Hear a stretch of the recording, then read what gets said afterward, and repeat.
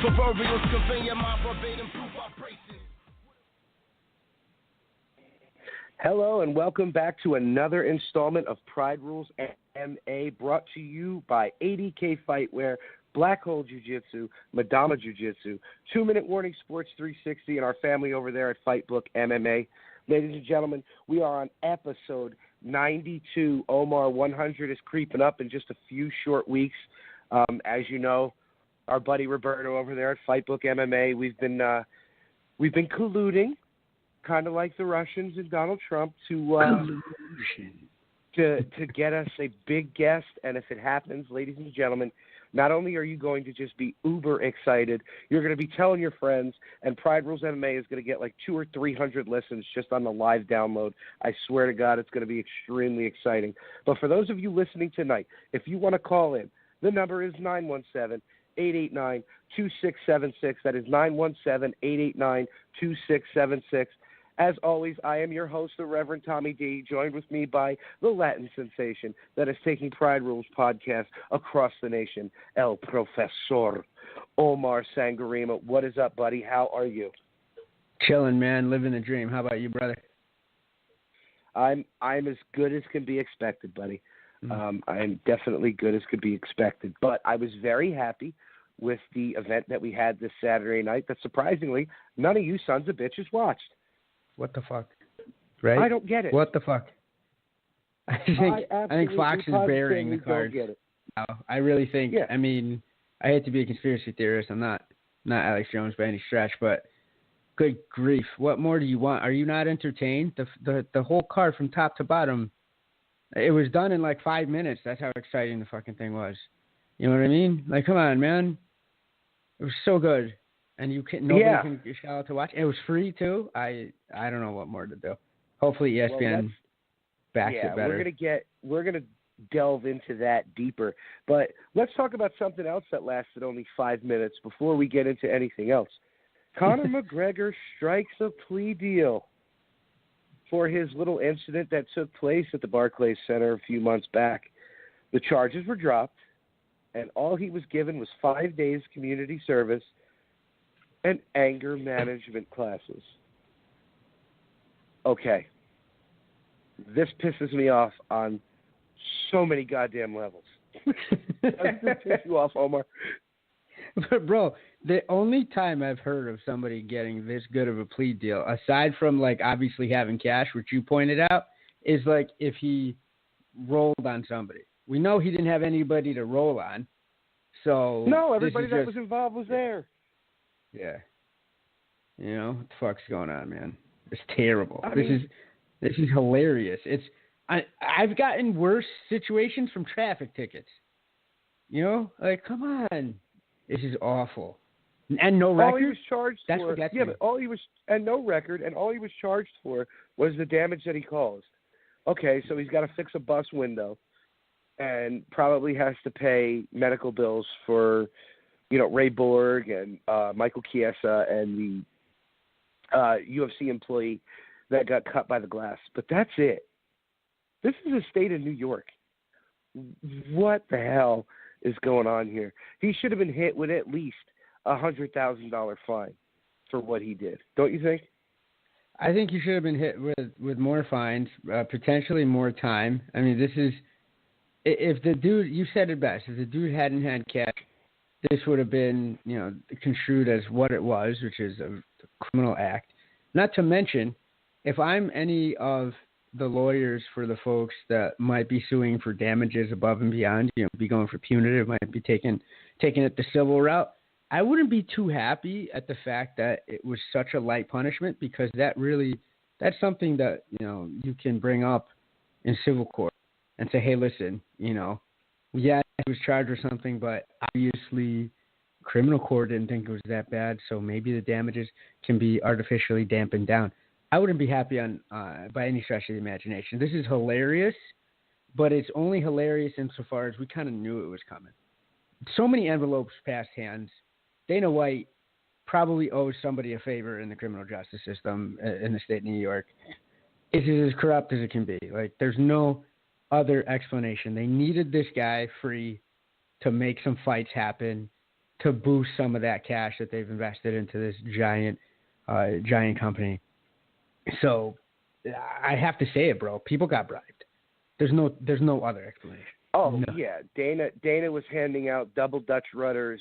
Probably he's 100%. still going. His arms are 100%. probably about to fall off. Popeye. Oh, he probably looks like Popeye right now. Like his forearm strength has got to be off the chain. There's no two ways about it, Tommy.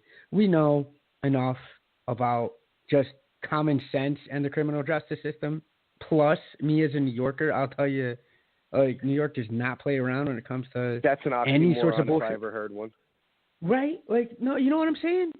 Like, like just to get money, New York doesn't fuck around with this sort of stuff. Like you said, like, you shouldn't have, there would be a fine at least. Like, this is a good way for New York to cover some bills. If it needs it, is going through the court system and handing out righteous and maybe sometimes not so righteous, but you know, they always usually err on the side of fining people and getting some cash, man. And all he has is anger management and, you know, couple dollars for a bus. A fighter taking anger management, that makes me laugh because they did the same thing to Cyborg too. The thing is though, it's just sad because you and I were both like, you know, any speculation to the contrary that this was going to be anything else, the two of us were shooting down on 2-minute warning. We're just 100% shooting down on any. I was on Reddit for a little while, just saying, yeah, this is not going to amount to much of anything. And sadly, I was correct. Too much was hinging on this guy getting free. Now the only other piece of the UFC puzzle would be potentially John Jones, you know, getting hit with like a time serve sort of shit. But we'll see. For his USADA conviction, well, we'll see how much. That's a completely different story that the UFC has no part of. You know, USADA is they're used by the UFC. They're not employed by the UFC. You know, UFC pays them. So that's a different story altogether. But this is just, I can't believe his license wasn't pulled in the state of New York. That's the part that shocks me. And you know what? This was Uncle Dana in there with the lawyer saying, look, if we set this guy up with a fight in Madison Square Garden or here at the Barclays Center, the amount of revenue New York is going to accumulate because this guy is going to be on the card will be astronomical, which I get it, but there still should have been something a little bit more than that just because any Tom, Dick, or Harry that goes out there does the same thing, they're going to jail. They're paying a hell of a lot more than what he's paying out of his pocket. So it's kind of not fair. And it's not just because it's Conor McGregor. It could have been anybody. It doesn't matter. That kind of behavior should not be tolerated just for the simple fact that New York kept the UFC and MMA out of the state for so long. Everybody called it barbaric and human cockfighting. This doesn't do anything to help the cause to prove otherwise. You know what I'm saying? It's a bad look for everybody involved, including the New York State justice system. But it's really, you know, if you want to go with the theme of collusion for today's show, I'm 100% behind it. I'm reading a book about the subject that you brought up earlier in the show.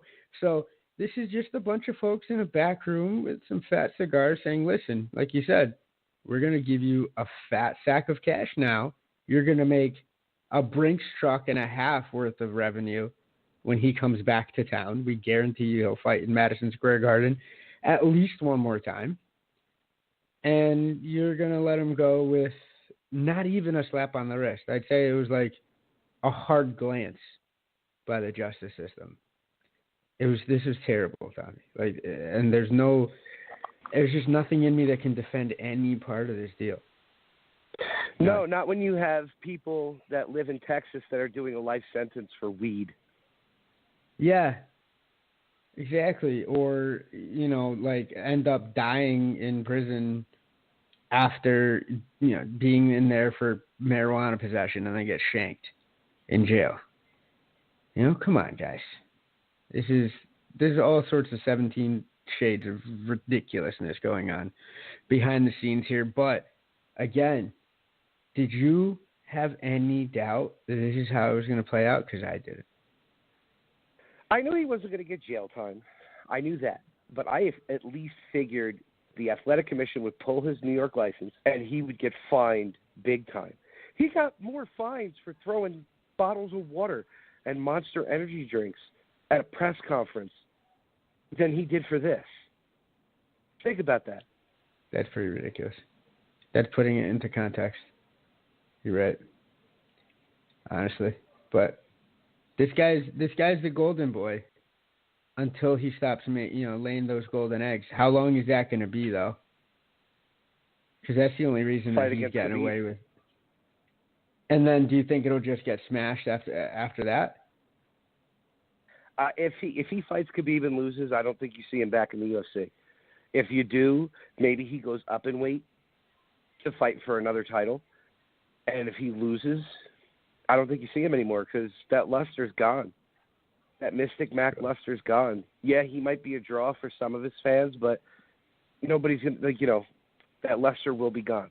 Another boxing match, maybe? What do you think?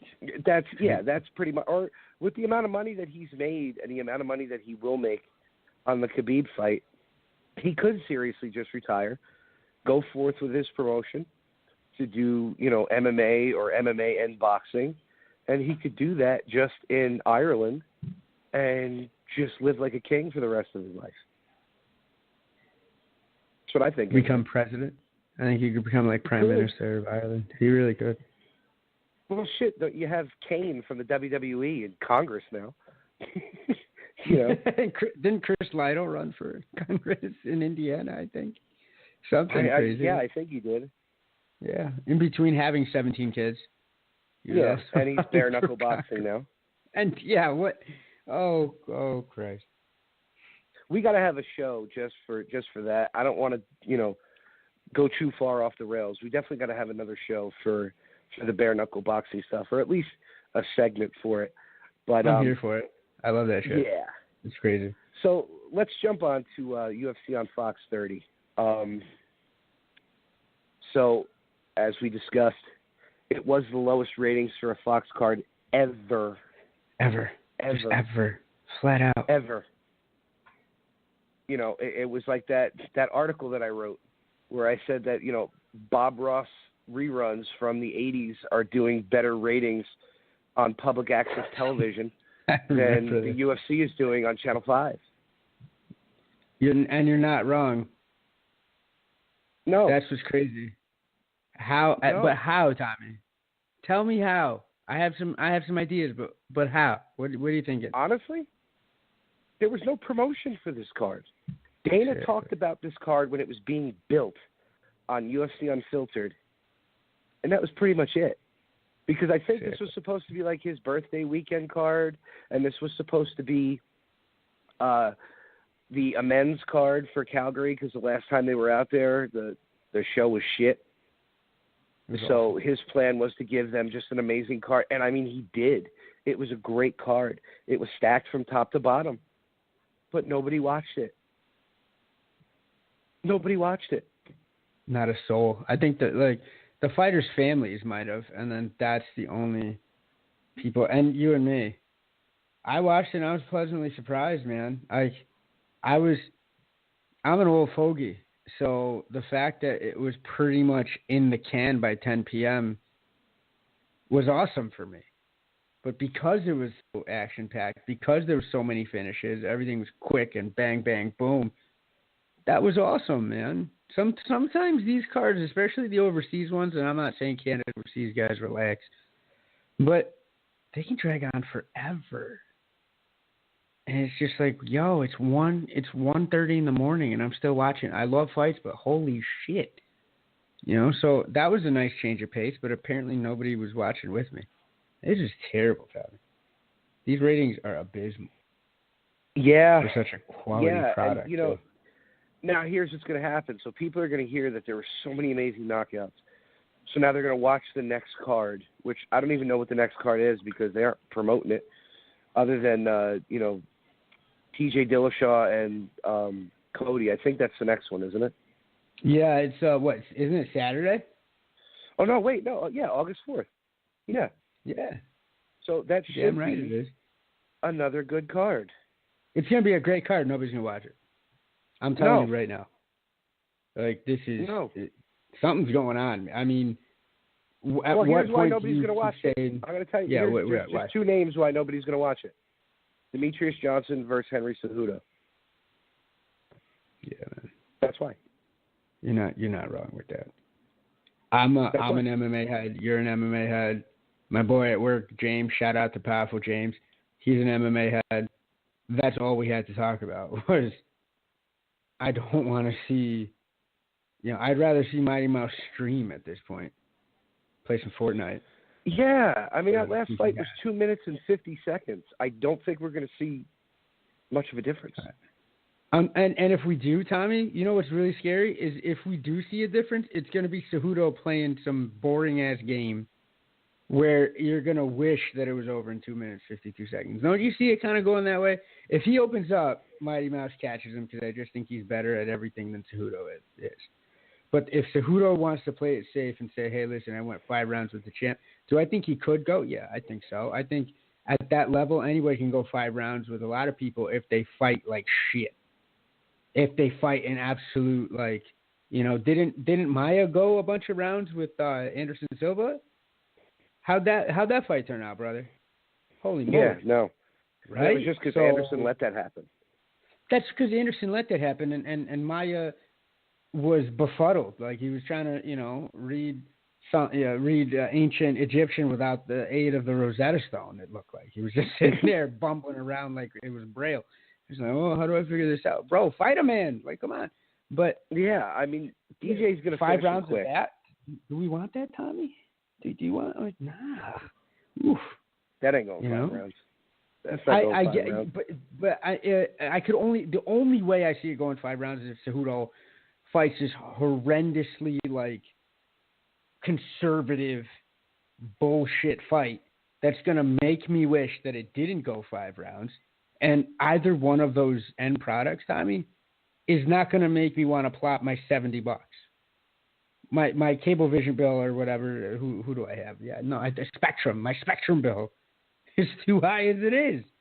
I'm dropping a 70 on that bitch. Like, come on, man. Well, yeah, and just like Roberto pointed out, which is 100% true. Cejudo has really only been training MMA for 2 years. How do you think you're going to beat Mighty Mouse with 2 years of MMA training? I love the fact that what I do admire Cejudo for, and I'm nowhere near a fan of the guy. I'm really not. I hate his haircut. I kind of hate his attitude. You're nobody's hero, bro. but I'll give him credit for persevering and keeping his head in the game and bouncing back from that type of ass whooping to get back to the mountain. Maybe it's a function of a dearth of worthy candidates, perhaps, but I'll give him that. And you know what? Do I think he could be a champion if Mighty Mouse eventually retires? Absolutely. I think he has the skills there, but it's just Mighty Mouse and then the rest of the field. It's almost like, I don't know if you watched golf back in the day because you're pretty outspoken, but remember when Tiger Woods was beating the shit out of everybody before, his wife beat the shit out of him, finding out about all his. Yeah. How did ESPN handicap major events? Remember, it was, who do you got? Are you picking Tiger or the rest of the field, right? It was usually that when they would ask the panel before a major championship or whatever. That's what it is here. So I'll give him credit for persevering, but at the same time, it's like, man, it's Mighty Mouse, and then there's a far gap, and then there's everyone else, which could contribute to the fact that this is boring. But I don't know. Cejudo's just not somebody that makes me want to part with my money, for good or worse. Well, let's talk about somebody who used to make people want to part with their money. Joanna Jędrzejczyk versus Tisha Torres. Oh, Lord. For UFC Fox on 30. So, Joanna won the fight. Congratulations.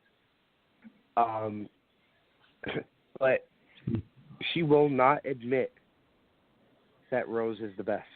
Well, how can you not? She beat you twice. Knocked you out the first time. Actually, no, made you tap to strikes the first time. Beat you in a 5-round war the second time. How can she not admit that this woman is the best in the division right now? What gets me is I didn't want to cut you off, brother. Sorry, but what gets me is you want your champions, or you want people. I hate to bring this up because I don't know if I watched some Sports Center today, so it's on my mind. One of the things, they were interviewing LeBron James, and he goes, and they were asking him, "Are you going to bring a championship back to Los Angeles? What are you doing?" Blah blah blah. One of the things that struck me after all the boilerplate shit that you say when you want to maintain a good image and get those endorsements, especially being in Hollywood now, is I have a championship habit. Doesn't necessarily mean that I'm going to bring a championship to LA my first year here. If you follow basketball, it's a tall order, at least your first year. But what a champion does is when they fuck up, is when they get beat by somebody else. What's the first thing they do? What do you want to see them do, Tommy? You want to see them say, "Hey, listen, Rose beat me, and it is what it is." You want to see them take that on themselves, because what's that indicative of? Respect. That person has the strength of character, respect, and also the strength of character to say that was on me. So then it's within my locus of control to change. And that's why we watch all this shit, Tommy. If you want to get super psychological, you watch it because you want to see that champion's journey. You want to see them fight and overcome adversity and persevere. And if they're somewhat likable enough, then you root for them, and then they go forward, and that carries you on the journey. That's what makes you part with your cash, like you said. For a time, she had that mystique about her. Or at the very least, she hadn't put her foot in her mouth enough to have us go, "Hey, listen, whatever." I wouldn't be nearly as off the Joanna Champion train if she had lost to Rose and been like, "Hey, man, she just beat me those 2 times.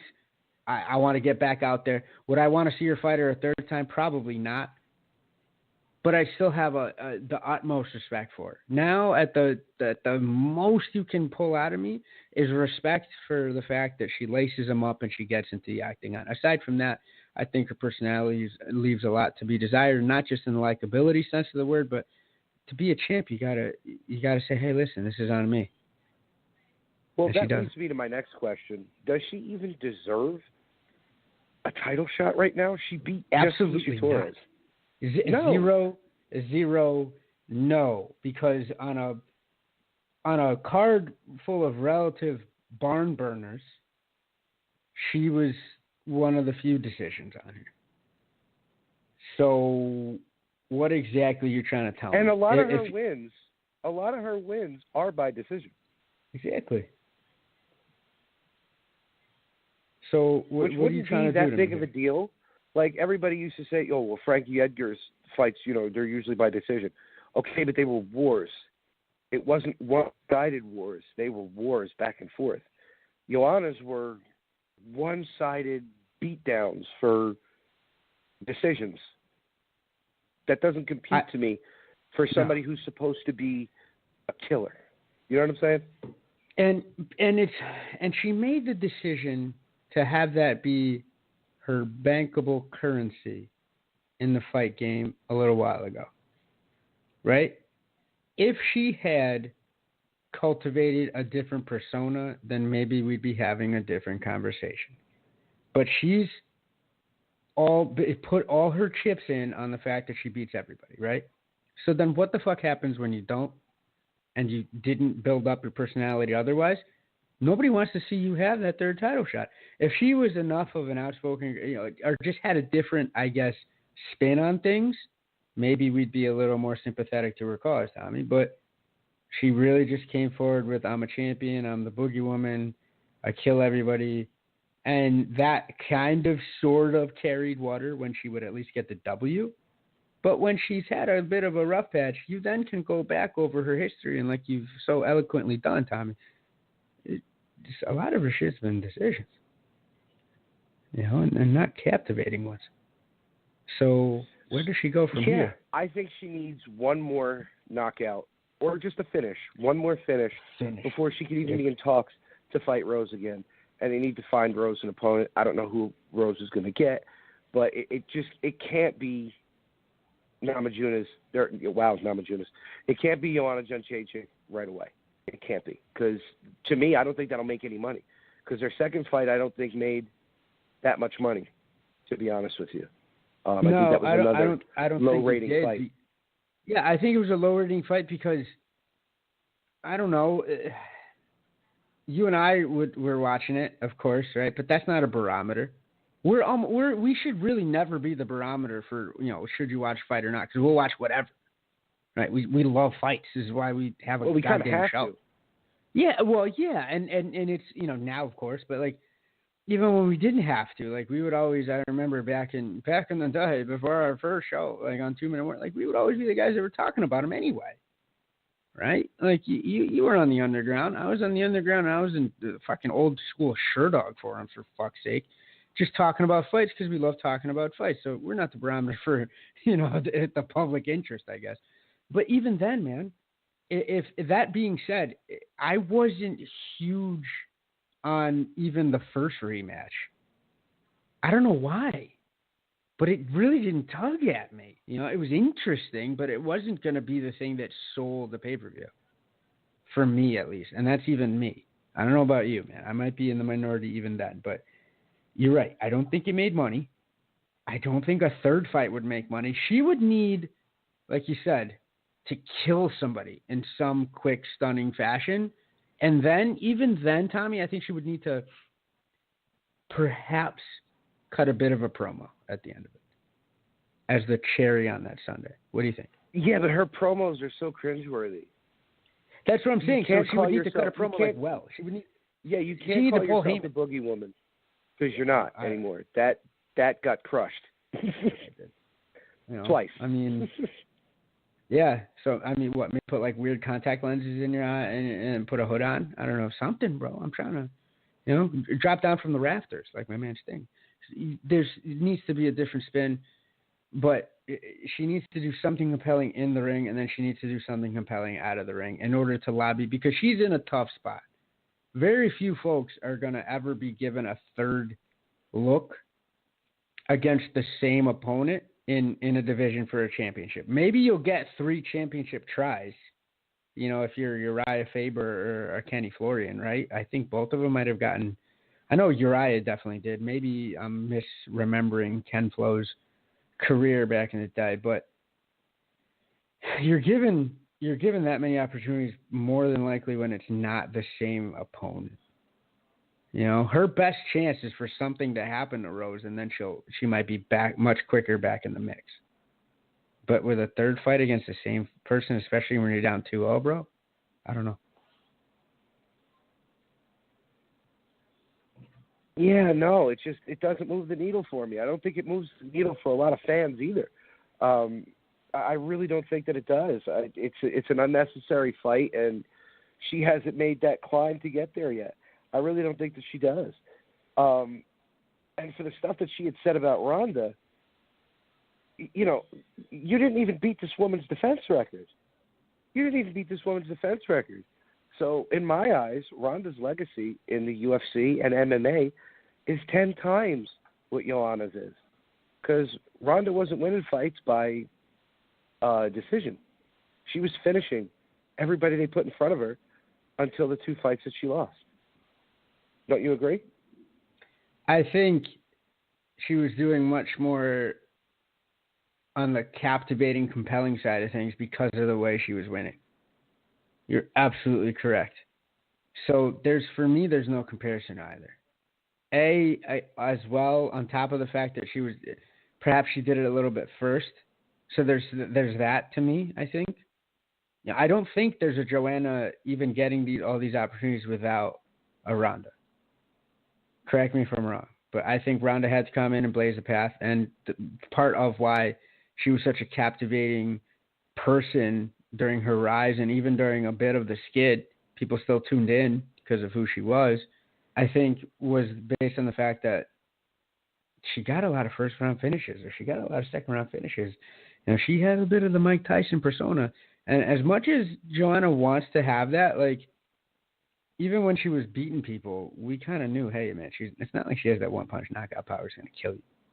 she's going to touch you to death, and it's going to be exciting to watch for fight fans like ourselves and potentially the general public. But it's not like she's got that one move that was going to murder you, same way Ronda did. So, yeah, I don't know. I think the comparison falls flat. Yeah, I don't know why people still try and make that. It's just hate for Ronda. That's exactly what it is. It's hate because of the way that she went out. But you know what? When you've done what she's done for this short time that she did it in the sport, you go out any way you want to. Absolutely. She owes the fans nothing. She owes the UFC nothing. Everything that she does from here on out, she does for herself. You know, if anything, you know, Joanna, because she did not do herself any favors the way she came out rose their first fight with the things that she said. You know, for you to come after somebody like that in your first fight, you have to be absolutely positive to deliver on that. And when you don't, it's going to be worse than if you had not even had to fight at all. There's a backlash there that I think carried forward into the second fight too. Yeah. Well, you know what? We'll see what happens as the UFC train rolls on with Rose and Joanna. So let's jump on to the next fight to discuss. Jose Aldo's return fight against Jeremy Stephens. Jose Aldo bounces back with a great liver shot, but you know, I kind of caught some heat for this, but I don't really care. People getting excited about Jose Aldo beating Jeremy Stephens is like celebrating that you got a strike in bumper bowling. I'm sorry. Oh God, no, come on. I don't think Jeremy Stephens is on the same level as anybody in the top 5 of that division. The guy's been hot and cold his entire career. Everybody's like, oh, but he's got those dynamite hands. Okay, really, what has he done with it against anybody that's reputable? The fight against Frankie Edgar, when you know he stunned Frankie, not only did he still lose that round, he lost the fight. So what was it? His knockout against Doohoo Choi? That's what's got everybody, you know, did reeling. He do something outrageous to Rafael Dos Anjos? I'm not trying to be a dickhead. I'm trying to honestly ask. Was he the guy with the uppercut from fucking Hades?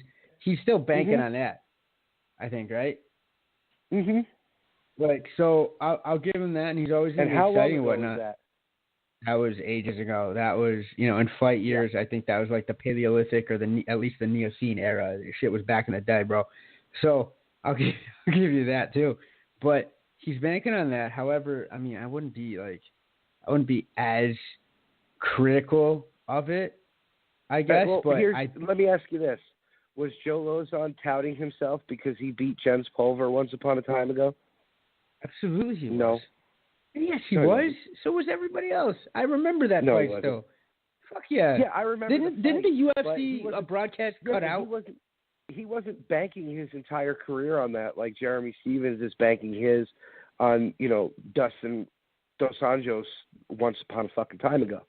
I mean, but he's had a couple other like wild knockouts, and he's going to be one of those action fighters that's always going to raise some pulses and be good for a card because of what he brings to the table. What I think is really what I think should temper reactions to this win more than just the fact that it's Stephens was Aldo didn't look amazing before getting that shot in. At least to me. It looked like it was kind of going back and forth. I don't think the Jose Aldo that did, you know, that wild maneuver to Cub Swanson back in the day, you know, the double knee to the head in midair. I think he also like wrote a poem while he was fucking airborne, you know, to like Cub Swanson's family saying sorry for doing this to your son. But like, I don't think that Jose Aldo even gets touched by Jeremy Stephens, but it's not the same guy. So that was heartwarming to me, and plus, I'm kind of a Bas Rutten fan insofar as I love me some liver shots. You know, I wouldn't, you know, you got hate for Jeremy Stephens. I don't know what that's about, but you know, I don't think this is a quality win, but any win right now for Jose is a win. He's had a rough patch, brother. Yeah, no, he had, and this is nothing against Aldo at all. It's just I don't understand this like deep love that people have for Jeremy Stevens. I mean, the once in a while knockout win that he gets, okay, that's nice, but the rest of the time it's just he's nothing. I'm not gonna say he's nothing, but it. Come on, you know what I mean? I get it. I mean, this is like a formerly A-plus fighter on the downslide of his career that bounced back against like a B to high C level fighter. And that's what it's for. To me, it seems like the UFC set this fight up because they actually thought that Jeremy Stevens would have a shot 100%. against Aldo 100%. because of what happened with the Holloway fight. You know what I mean? Yes, brother. You hit the nail on the head. What the UFC wanted was Jeremy Stevens to have another highlight reel to catch Jose Aldo on the downskid, have a highlight reel knockout, say some wild busy shit on the mic afterwards, and then sit in the laurels and have it, sit in the wings and have him sort out the winner of T-City and Max Holloway. Or, God forbid, I know you don't think there's any credence to this, but who the fuck knows what Max Holloway's health is? I hope everything's fine. But, maybe fight Brian Ortega while they figure out what's up with Max Holloway. They just wanted Jeremy Stevens, because Jeremy Stevens they figured was going the other direction. Jose Aldo was coming down. That's what they wanted. This was supposed to be. That's the narrative that the UFC wanted. You were absolutely correct. And Jose Aldo said, fuck that. I got something to say with the liver shot. You can't think that Aldo deserves even close to a title shot after a win off Jeremy Stevens, do you? Without a shadow of a doubt, what they need to do with Aldo is let him fight out the remainder of his career. However, what I do love is what I'm hearing from Aldo's camp. I think you saw this as well, that he's like, it hasn't even crossed my mind to re-up my contract after it's done. That I'm excited for. Thank God. I hope he invests in 17 more burger joints, and he has some sort of alternative. I don't want to see him fight after. I don't know if it's 2 fights left, 3 fights left. However, how many fights it is, let him fight it out. What he needs to do also is just fight out. Like Jeremy Stevens should be the toughest fight that's left for him, for what he's done for the sport and how legendary he is. But what's gonna happen? They're gonna keep giving him young lions to have them make their name off of Jose Aldo. Same thing they did to Renan Barão. I'm not a fan of Renan Barão. I'm a fan of Jose Aldo. I'm not a fan of Renan Barão at all. But they did that to Renan as well. They kept on, having people make their names off of him after a while, for good or bad, So, but yeah, Jose Aldo shouldn't sniff a title shot ever again. And that's not a knock on him. I just don't want to see it happen, because whoever's holding that title at 145 is going to kick the shit out of Jose Aldo. And I don't want to see that happen to him either. He almost lost his fight against Stevens, didn't he? Like, did I see the same thing you saw, Tommy? I think so. Yeah, so before it was a back and forth in the mix sort of situation. So I don't, God bless him for getting that shot in, but no. Mid-tier guys, low-tier guys, have them anchor a couple cards down in Brazil. Make it like a Kobe Bryant, goodbye tour sort of deal.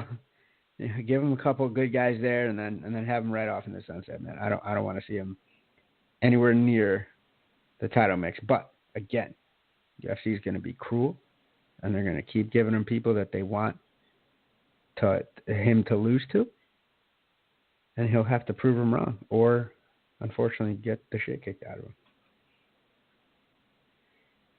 So then, what do they do with Jeremy Stevens now? What do they do with him? If he comes back and he talks some crazy talk and then puts his hands on a couple of unsuspecting motherfuckers, he's back in the mix too.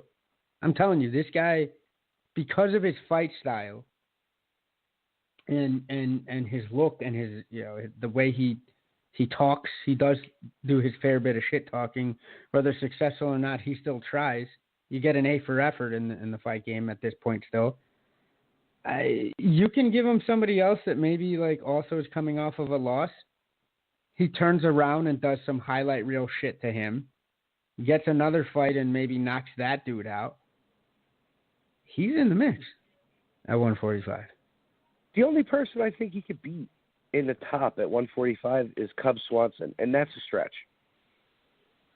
That is a stretch, but let's say this. Jeremy goes back, fixes, make sure he's not peeing with blood in it and shit. It's not even being facetious. A body shot that vicious could have some effects for a little while. He gets his shit together. He stays relatively around weight. He gets called up for one of these short notice business. He's always a banger. He's always a credible threat, the way the UFC markets him. You see what I'm saying? He could leapfrog a bunch of contenders if he stays ready and, by some miracle puts his leather on somebody else. At 145, he still has very, very appreciable power. And power is one of those things that's the last thing to go, Tommy. So he's going to have that power for a little while, even at 145. 145 in the weight classes is where you start to see the tilting of the guard in terms of, there's one punch knockout power at 145. Not so much at 135 and definitely, lower. It's still there.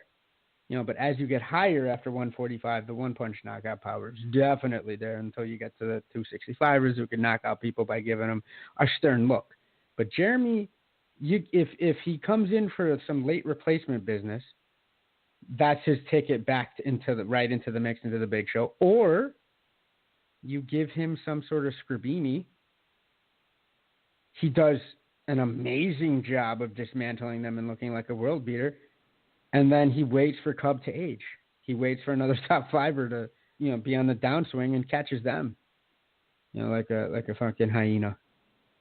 Well, maybe they gave him the loser. Maybe they gave him the loser of Frankie Edgar versus the Korean Zombie.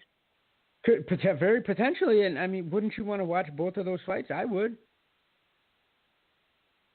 Well, if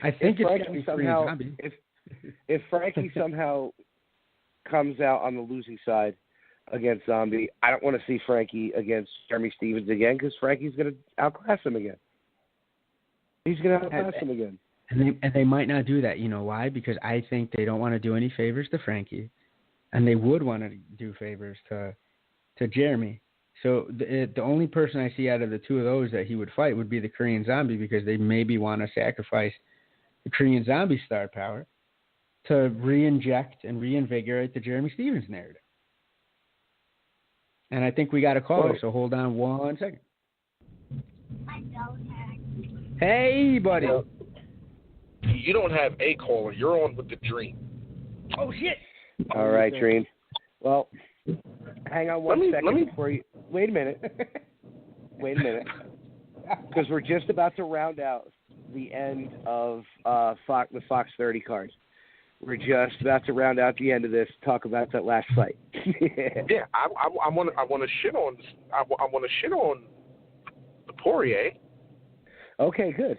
So, as we just began to talk about, as we have Kareem the Dream on the show right now, Eddie Alvarez and Dustin Poirier just closed out the show for Fox 30 that none of you motherfuckers watched. And unfortunately, Eddie Alvarez came out on the losing side of that. Now, I want to talk to you guys about this because it raised some questions to me.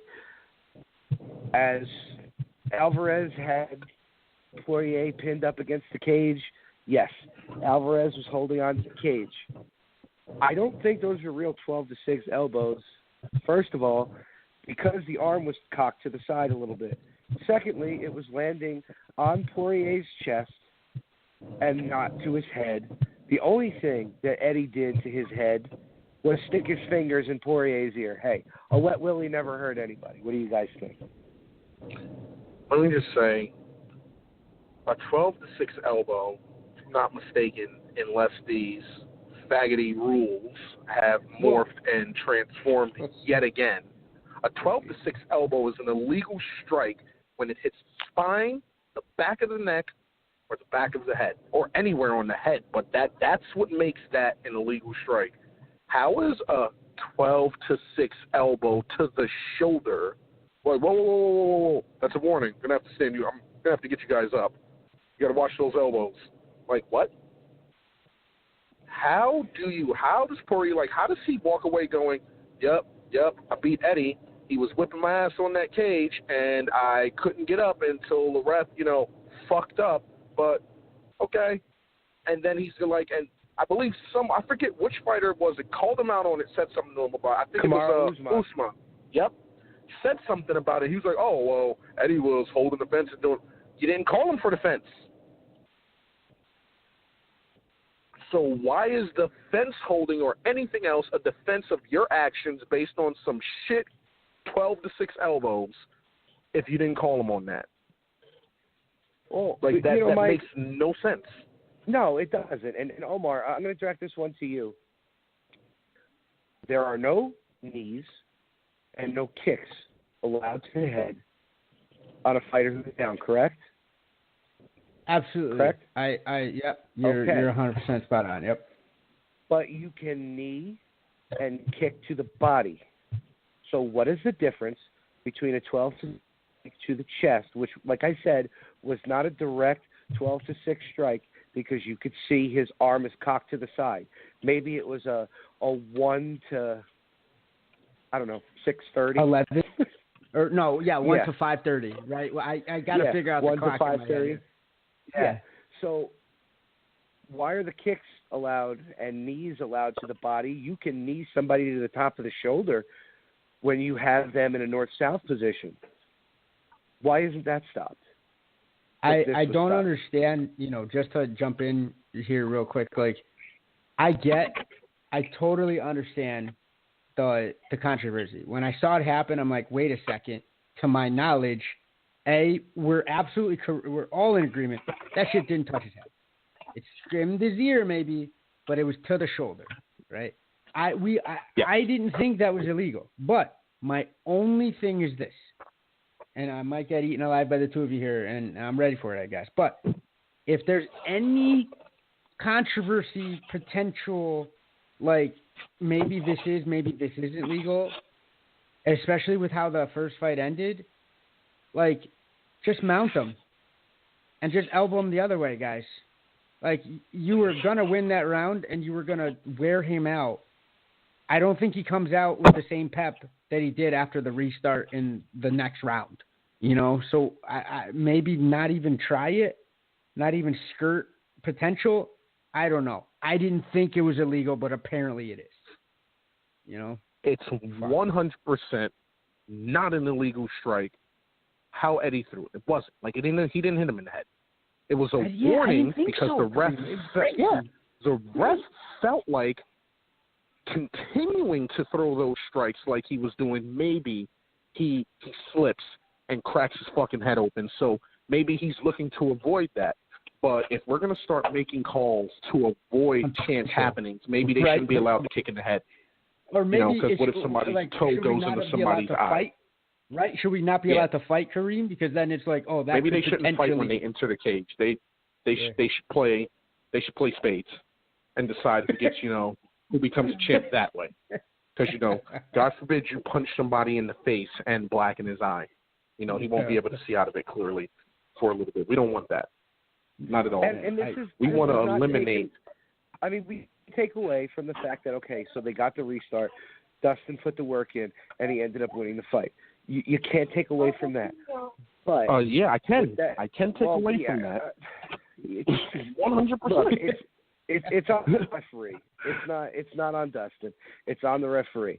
Dustin did his job. I think Eddie was exhausted and still kind of confused as to what the hell just happened, because when you saw that restart, Eddie didn't have that same angst in him. You know what I mean? It looked like he was defeated from the restart. Like he was confused. But my question is why do they have to restart them like that? Why couldn't he have given him the warning there and left him in the same position that they were in? It doesn't make sense to me because he did not illegally strike him in the head. And I don't think Goddard was saying that he did, because if he did, I think he would have took a point away, because a 12-6 elbow is what put Matt Hamill almost in a coffin. I think what he, first of all, don't don't go to Helen Keller as an example of a 12-6 elbow, because that wasn't a 12-6 elbow either. That put the only blemish on Bones' career, and even Hamill didn't that's not a 12-6. He just lost. He got smashed, and the ref jumped in to save his life from legal strikes and called it 12-6. That wasn't a 12-6. What Goddard did was, I believe, with the best of intentions, wanted to avoid the chance that one of those elbows splits Poirier's head open, and then we got to end the fight on a foul, and then here we go, waiting another 6 months for his head to get stitched, healed up completely, concussion protocol, all of that bullshit, and then to be cleared to do this for a third time, which, congratulations, depending on how Eddie takes this loss, they might be looking down the barrel of doing again. I don't know why anybody's I don't know where Poirier gets the stones in his last few performances where he's like, oh, he's eyeballing the Eagle or Conor next. Those are the fights. He's what? Because the squeaky wheel gets the grease. That's the only reason I can see that. And that goes on to my third point. I was going to ask you guys, does this guy, I know we talked about this, that the winner of this fight might have gotten the opportunity to fight for a belt. But, does this guy get the opportunity to fight for the... I don't Not at all. He doesn't get the opportunity to fight either one of them. Not only because, there's nothing in the past few fights that, to me, that would be let's jump up there and get it. Fucking Kevin Lee doesn't exist. Let's just skip over a whole fucking row of people. Let's do that. Let's skip all of those guys over and give it to Dustin fucking Poirier. Yeah. No. Besides that, can I ask you a question? You give Kevin Lee a shot. You give Kevin Lee a shot. You're going to see an entertaining fight, whoever he's matched up with. You give Poirier to the Eagle or to Conor, and it's why did I waste 2 minutes out of my pay-per-view watching that raping when you could have given somebody else the shot and it would have been a fight? I got a question. Dude has nothing for either one of them. Both of you, for Kareem and for Tommy. I'm gonna flip the script a little bit here because this is something that I wanted to ask you guys because I love hearing you guys' opinions. No joke. Did Goddard jump the gun on this because of how the last fight ended? Now, Tommy or Kareem, who wants to take that first? Because I want to hear what you guys say. I think so. No, I 100% think so. I'm going to say he was probably – it was definitely something lurking on the mind, but looking at how Eddie was throwing the bow, I seriously think all he did, all he was thinking when he jumped in there was just he's going to open Poirier's head up like a can of tuna on a foul, and that doesn't look good for Eddie. It's definitely not good for Dustin, and it's not good for him as the ref standing there. So he acted preemptively, which, you really can't do. You know what I mean? Not as a ref. Not as a ref. No. You can't be afraid of the aftermath of the possibility of something, because throwing a punch at somebody's face with open finger gloves is inherently dangerous. I understand why he did it, but he just screwed Eddie, and now he's blown Dustin's head up because Dustin's, oh man, give me one of these guys. They would fucking smoke him. Badly. Forget our internal back and forth over who would win out of the two of them. There's no way it's even a contest that goes a distance, putting him in there with Conor or with the Eagle at all. Well, we've already seen him against Conor. We've seen that already. And we've seen that okay, let's put it this way. It was a division that neither one of them should have been in. I know Conor was the top of 145, but he shouldn't have been in that because of the weight cut for him. And honestly, Poirier looks better at 55 than he did at 45. Yeah. I don't want to see it at 55. I don't think that I'm going to have a shot with him at 55. It's exactly what you just said. He smoked you at a weight class he had no business being anywhere near for. Not like it was so unhealthy for him he couldn't have continued if he would have stayed there. But once we saw him go up, it was just fuck, you look smoked out at 45. You got to stop. We always had that opinion, but when you saw the comparison, the 155 Conor to the 140, it's just ew. So what Dustin is thinking is, oh, I'm a better fighter. The guy that fucking smoked me hasn't practiced a thing of fighting this entire time, and I'm going to let him pack 20 more pounds of muscle on himself, and this is going to be the way I beat him. What? Like, no, man. No. And then, like the Eagle, what? You think you're going to get that guy? No. No way. You got to go somewhere with that shit. I don't even think he gets through. I don't even think he gets through the Motown Phenom. No, he doesn't. I think Kevin Lee kills him too. Like just wrestle, fucks him, and then also potentially stops him. I could see that too. I 100% could see a first or second round stoppage for Lee against Poirier. Dudes on a roll. His best fight would be like who would you want to see? Who would you guys want to see Lee in there with next, if not Conor or the Eagle, depending on how that plays out? I don't know. Nobody's really caring about anything else in the 55 division. And if Dustin Poirier or any other fighter thinks that they're getting a shot at Khabib before Conor, now that he's not going to jail and he'll be allowed to fight, you're smoking crack. If you think anybody else is getting a fight against Khabib, now hold on. A for the money factor, and B for the fact that it's just not going to happen because those two need to fight. But like there's some interesting things that should be coming up, not too distant future. Kiesa's coming up. Who else do we got up? Oh, whatchamacallit? Blessed. His team said a move up is inevitable for him. Like he's not super heavy. He doesn't really kill himself on the 45 weight cut, but it's not the snappy shave off that it's been.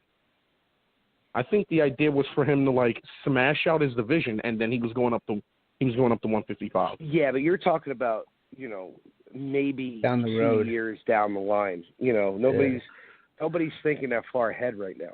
The only fight people are thinking about is Khabib. What about Edson and Conor? What about Edson versus Poirier? I pulled up. I'm not gonna lie. I had to look up the rankings here, but you got Poirier. I don't think beats Kevin Lee. I don't think he doesn't beat Conor. Doesn't beat Khabib. I don't think he beats Ferguson. Gaethje. No. But Gaethje's got a dance partner. Does he beat Pettis? I don't think he beats Barbosa. I mean, that would be a good fight to watch. He's not beating Barbosa. Yeah, I think Edson has too much of a varied attack and can hit as hard, if not harder. I want to see. I want to see Edson fight Gaethje anyway. Honestly, I want to see. Edson Gaethje So that's. I mean, so then I'm just going through Dan Hooker. Fucking James Vick. Al Quinta might be an interesting one. I don't think he beats him, but I think it. No. I don't see him interesting. Fight. Yes. Yeah, for sure. And I think Al has a good chin, can crack as hard, and just has that it factor of I'm not gonna have this guy beat me. Go fuck yourself. I'll sell him a house after I beat him. And then Francisco Trinaldo to round out the top 15. Alexander Hernandez. Your boy, the guy you mentioned, Chiesa. None of these names, I think, present interesting fights, baby. But Poirier, I don't know. He's ranked number 4. But this is what I'm saying. There's no top 5 interest for Poirier to me. None. 0. So if you have one of these guys coming up, presenting some different looks, it's not that it's the most interesting fight in the world. It's just a sensible. It's a sensible, step forward for him. I honestly don't think the move up for Blessed is years off. I don't what's his big fight at 145 now? You got to think about when they finally decide to make the Ortega Holloway fight. If Holloway beats Ortega, does he defend one more time before going up? You know what I mean? But against who is the problem? That's what I'm saying. You got Brian, who's a monster, but he's not going to beat Blessed. I'll go on record to say that now. If that fight doesn't happen until early next year, remember this moment when I said Blessed is best. Yeah, but that's what I mean. It's something that's going to be far enough down the line to where it's not really going to be on anybody's radar right now. The only fight that's on the radar is Conor and Khabib, and it's just because of all the trash talking. Yeah. It's because of what happened at the Barclays Center. It's the answer to the question that everybody has: is there anybody in the UFC that could beat Khabib? The only person that people have on that docket is Conor McGregor, and that's the only thing that people care about. Every other fight in the light or the lightweight division right now is just a caveat. It's a cherry topper. Yeah, and nobody's really talking about real title implications. I think it's a bad look on the UFC's part where they're not thinking about these things. Like, they're sucking too much ego in Conor dick, and they're not really putting any steam behind anyone else. Like, I'm a fan of Conor. I like the Eagle. That's up in the air. Everybody's going to get their dicks hard for that fight, and it's very possible that, not that the UFC doesn't make it, that the two sides can't agree on terms like, oh, like maybe Conor wants this amount of money. Maybe Eagle figures I'm the champion. I deserve this. And shit fucking melts down, and we don't see that till next year. Then what? Everybody's stuck in a circle jerk with their dicks in their hands because nobody paid attention. Like, UFC didn't put any effort into buffering up any other lightweight fights, giving guys a chance to get in there, to make some money, to put some weight behind their names. So either Conor doesn't happen when everybody thinks it does, then you go, well, look, we got these two that have been chomping at the bit ready to go. Or it does happen, and you have a clear-cut decision for who gets the winner. Because right now, you got Poirier throwing himself in there, Phenom sitting there, you got threats from other guys moving up who are going to want to line jump. Like, what happens when they fight? How does no one in this organization take 2 seconds to go, if this fight happens this year, it's going to be here and gone in a few months, then what? Well, bro, you know what they're going to do if this fight doesn't happen for a year. They're going to have an interim belt, and the winner of that gets the winner of Khabib and Conor that fights a year later. You know what they're going to do. Yeah, they've been doing it all along. That makes sense. Yeah, that makes sense. But who are the guys fighting for that interim? No, it makes sense in the stupid way that the UFC has been doing things. But even then, who are the two guys fighting for the interim belt? You still got a handful of guys floating in fucking limbo. Rankings don't mean shit for title shots. So who are the two guys that fight for the interim belt if that happens? You and me. Kondo and that's how it matters. Yeah, for real, right? Like, come on, man. You're absolutely correct. Nothing matters. This shit's crazy. Who cares? Oh, God. You said fucking Kondo. Let's talk about something that we could all have some fun with. Yes. Renzo Gracie, at the age of 51, decided to come back for ONE FC, and he fought against Yuki Kondo. You were about to make him like him and Yushin Okami. Like, they're not all the same, Tommy. You racist bastard. Two legends in MMA went at it in ONE FC, and Renzo Gracie came out on top with a beautiful rear naked choke in the second round. I was very excited to see that. What about you boys? I was listen, Renzo's a fucking man. Yeah, come on. Right, like, just shout out to Renzo Gracie, Team Renzo Gracie, New York, doing it big. Renzo came out there, the man, like, beautiful finish. And like all listeners, if you want to see Master Renzo back in action, back in work, please go download the ONE Championship app. It's free. They have the whole event on there. You can catch all the good fights you miss. It's amazing. ONE FC is doing it big. I love them. Yeah, they are. And Gary Tonin also came out on top that night. It's nice to see Renzo. Yeah, it's nice to see Renzo in the mix still.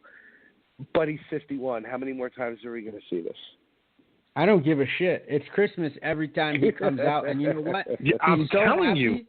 Right, guys? Like, what I love is that, like, if you can watch, like, the pre-fight, the during the fight, and the post-fight, and you can't crack a smile, you're an alien or a lizard person or a piece of shit that I don't want to have anything to do with. He's infectious. He's just a head that joy for life. Right? For fuck's sake, this guy, like, I wish he should be in charge of some sort of part of our government. Like I'm dead ass. He's so happy.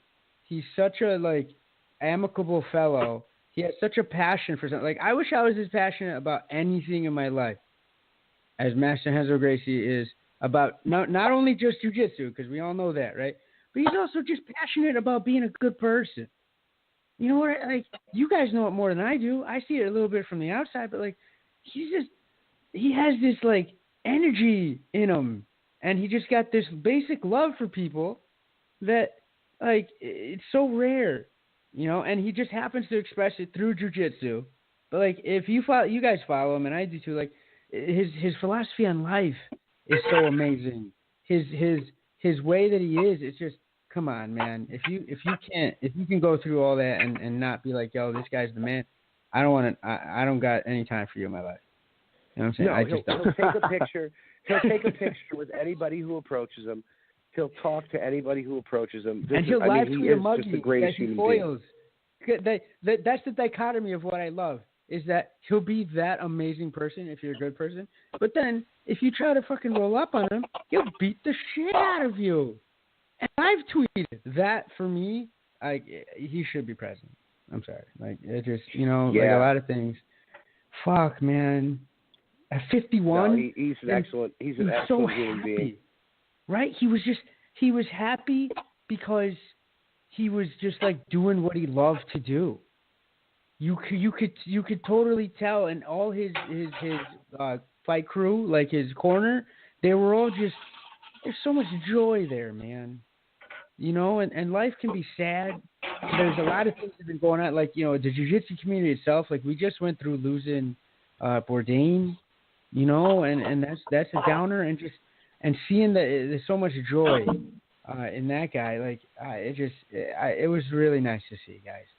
It really, you know, it was more than just fighting, for me at least, you know, and it was just great. Yeah, no, well, of course it's great. I mean, we've been talking about him fighting because it's been put out that he was going to have a fight, and I had said it. I have a feeling it's going to be on the same night that Gary Tonin fights, just because you know it's going to draw. But it was definitely good to see. I don't know if they're going to do it again. If they do, it's going to have to be against another legend, because they're not going to put him. I want the Yuki Kondo, please. I don't want to have nothing to do with Renzo fighting, like, you know. Like, have him fight fucking Rich Franklin. Have him fight Rich Franklin, you know, because he's the head of the sport there or whatever. You know, have it, like, be a legend sort of thing. That's all I want to see. Yes. No interest in him fighting, like a person that's trying to make a name, because then we're going to see, like, you know, not that fuck. I don't want to be the guy that says Renzo couldn't shock the world against almost anybody on two legs, right? But I don't want to see, you know, some fucking young killer, you know, be in there. Like, just have him fight people that he should be fighting. Like, I got so much enjoyment seeing him grapple Sakuraba back in the day, right? Remember that? That was exciting for me. Oh, the Metamoris? Yeah, I want to see that, like, because it pays respect to who he was, who he is, and his legacy, and he still gets in there and does fun things, you know. But yeah, let's keep, you know, fuck, man, nothing crazy. Look, I'm high on Master Renzo. If that guy wants to get in there and throw hands, let him get in there and throw hands. For sure. Everybody's high. If you're, like Omar said, if you're not high on Renzo Gracie, then you're huffing paint, and you shouldn't be watching. You shouldn't be alive. Yeah, it's you're like high when on meth somebody if you're not high on Renzo. Right, when a dog doesn't like a person, right, guys? It's like, wait a second, hold on, you're a bad person. You know what I'm saying? Like my dog. You're a shit person. Yeah. No, not at all. Oh. Well, guys, Tuesday night is almost upon us. And last week, Nick Newell made his debut on the Contender, and it did not go his way. They didn't give him a slouch of an opponent. They gave him a guy that's coming out of freaking alpha male. So they threw probably some of the best that they could throw at him. Do you think the UFC should give him another shot, not on the Contender, but just another shot in general, on a fight night card? Put him on a fight pass, you know, prelim. Don't you think he deserves that shot? Honestly. I would give it to him. It's not even like a patsy hand down. It's like, you've proved enough. Yeah, I mean, and, you know, what pissed me off, and I couldn't help but tweeting back at Mr. White, the day of the fight, he's sitting there singing Nick Newell's praises. So I had to say to him, I'm like, so now you're praising the guy when 2 months ago you were calling him a liability? I don't get it. I don't get it. He's a politician of the foulest caliber. What Dana's doing, like, you know, he's going to shit on something when he doesn't think it looks good, and count on him to 100% change his opinion if, you know, the public opinion changes, the fighter's opinion changes for the good or for the bad. Like, it's insane. But he's a promoter. People forget that he's not really supposed to be doing anything but that. That's what he's supposed to be doing. He's supposed to come at this from whatever angle is going to make the UFC the most money and draw the most eyes to it. If everybody's like high on Nick, he's going to be, oh man, like, it's fucking awesome. Like, this guy looks great. If everybody's like, oh, who's this? I'm not sure about him. It's like, oh man, he's a liability. He's not going to go too far. I don't know if we can do anything with him. Yeah, I don't know. I mean, the kid should have been in the UFC 6 years ago. You know what I mean? He should have been in there 6 years ago. I don't know. I still think he should be given a shot on a Fight Pass card. I mean, like I said, he fought a team alpha male fighter who's no slouch. Anybody that's coming out of that camp, because, you know, Uriah plucks them when they're young. Anybody who's coming out of that camp is, you know, it's a fireball. They're coming out of that camp. They should be in the UFC already from the caliber of training that they have, and, you know, they're going to be excellent on the ground. I didn't see anything in that fight that makes me think that Nick Newell wouldn't be able to compete with any of the other lightweights in the UFC. What do you think, Omar? I think he absolutely should be given a shot. He belonged there a while ago. It's just the fact that he's got the one arm that I think he's getting shit on. I hate to say it, but I think that's really what it is. So, you know, why not give him a shot, man? He is a UFC caliber fighter. And I think that they've given shots to people that are far less deserving of opportunities to fight in the UFC. You mean like Angela Magana? I mean, there's a whole host of people that you could come up with. But what I really think it is that he's afraid of the situation because it's a lose-lose for Dana White. It's an absolute. There's no upside, and here's why. The guy comes in, he loses. Oh well, he loses, right? So it's not like you're getting you don't get the meter moved. You don't put asses in seats. He brings in his natural market. God bless him. But other than that, nothing comes as a result of it. Worst case scenario is that he starts winning. And then it's like, wait a second.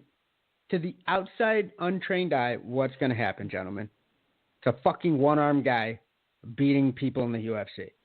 How does that reflect well on this promoter's product that he promotes? It's just, there's no...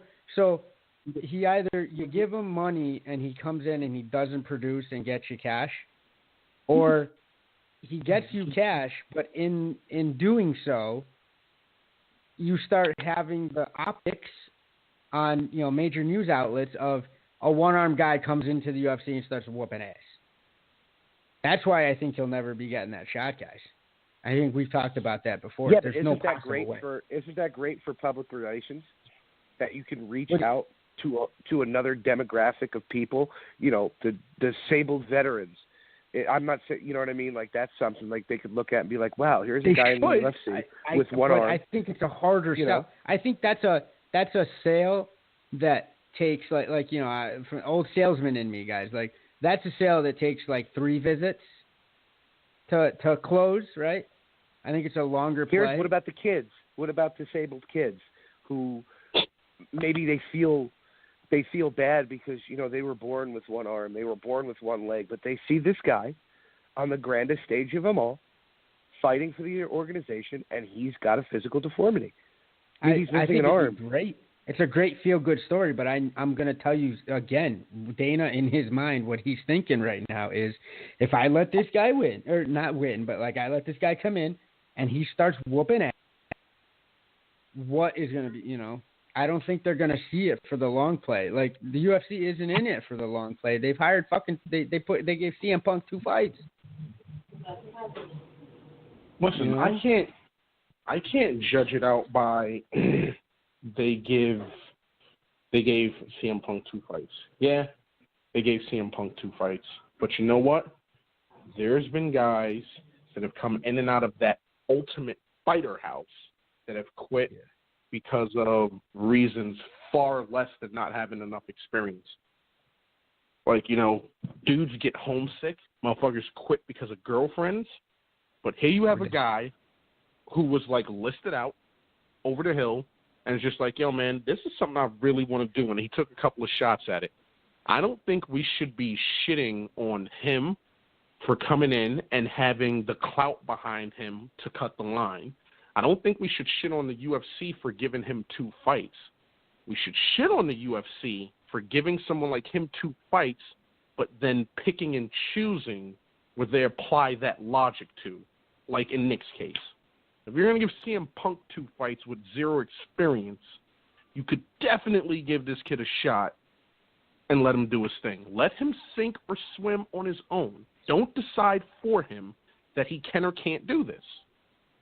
Don't make it easy for him, but don't make it so impossible because of a disability or anything. Let him go. He gets his fucking ass beat. He's not going to be mad that he has an arm and he got his ass beat. We're like, I fucking tried it. I fought in the UFC. It did not go like I thought it was going to go. Maybe he quits. Maybe he just comes back at it harder. Who knows? But he should have the right, just like any other guy who does good, who's doing that good, who's fucking busting his ass, should be able to have a chance.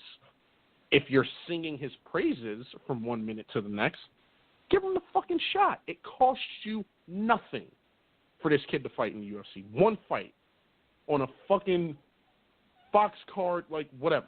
1 fight. What does it cost the UFC to give this guy a fight?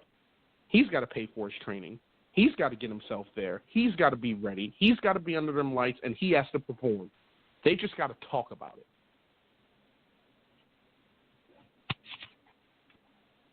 Well, you know how you say it costs them nothing, if anything? Look, they had that fight on the Contender. That is strictly just for the UFC Fight Pass. So they made nothing. They lost nothing on that except for their production, whatever. You put him, let's just say, on a fight night card, and even you have him just open the show, I think you're going to get more ratings. I really do. I don't think that fight on the Contender diminishes him at all. He lost to a really good fighter. Yeah. After he beat some good people. That's what I'm saying. Let him, your idea is dope. Let him open a show. Give him Fox. Let him open something up.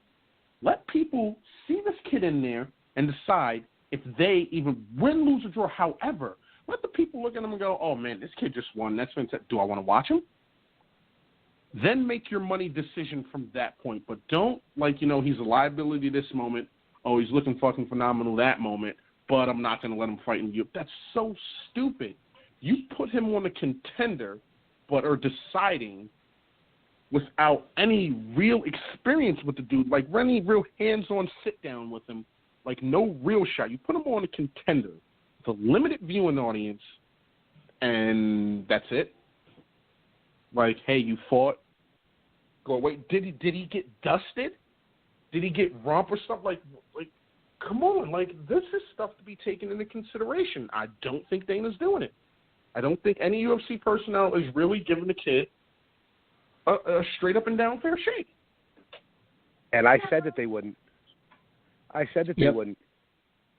I stated 100%. That from the very beginning. I said no matter what, Nick Newell would not be a contract. Yeah, you sure did. I don't say you're right about many things, because you're not. But you said that. I'm always right. Oh, Jesus. I don't know about that, but Even when I'm wrong, I'm right, bro. Like the Beatles. Oh, wow.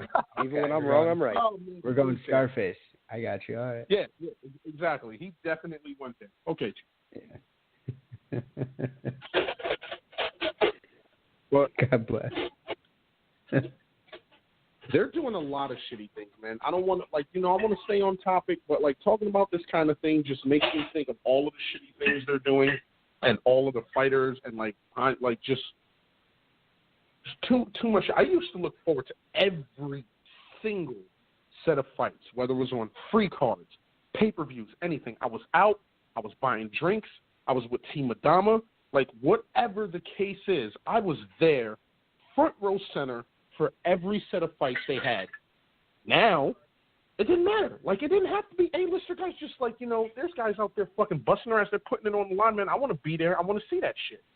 I want to be in the audience, giving these guys a reason to fucking put on the shows they do. Now I'm just kind of I don't want to watch the politics. That's all this shit is.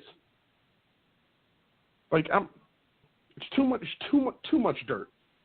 Every organization needs some dirt, but this is too much. You're right. But the reason I brought up the Nick Newell thing was because we're about to close out the show. Our buddy Sean Teed fights tomorrow night on the Contender against Juan Adams. Sean weighed in today at 260, lean and mean, raring and ready to go. Oh, I can't wait to see it. Don't say it. Oh, what? Oh, no, it. he looks good. He looks good. I told him I can't wait to see you fight at light heavyweight. Oh, you bastard. I knew you were going to. Come on. You felt it. You felt it. That's gonna be the joke with him from now on. It has to be. Oh, yeah. The things he would have to do. Yeah, right? Oh, God, it would look horrible. It would look awful. I don't want to see He would look like 50 Cent in that movie that he did where he was the football player and he got sick. Yeah. Oh, boy. I'm good on that. Thanks. Oh, guys, listen. Tonight was a fun show. Everybody tune into the Contender tomorrow night. What time does that start? 9 o'clock? Yep. Or no, 8 o'clock. 8 o'clock. Oh, it doesn't. I thought it started at 9 though. No? It's 8 or 9 o'clock. Everybody that has the Fight Pass app, you'll know it. If Dana White tweets it out 5,000 times. So, yes. So please check out that fight for Sean Teed tomorrow night against Juan Adams. He's been on the show a bunch of times. He's our buddy. Ricardo Almeida, heavyweight, soon to be UFC champion. Everybody, still go over to RachelBlaze.com. Get your Grunt Style shirt. The campaign was extended. She's really starting to raise the money for this stuff. We need to get those breast implants out of her because she's in and out of the hospital. I can't wait till we sell all these shirts for her. She's able to get this friggin' surgery so she can get herself back to health, so she could stop going in and out of the hospital. So go to gruntstyle.com, RachelBlaze.com. We're going to have to keep posting the website for you guys to buy the shirt.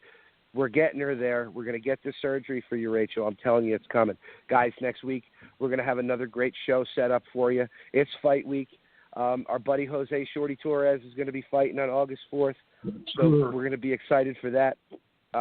Check out more articles. I'm going to be writing for Fightbook MMA after tomorrow's press conference with TJ Dillashaw, Cody Garbrandt, Mighty Mouse, and Henry Cejudo. I really don't care about their conversation, but so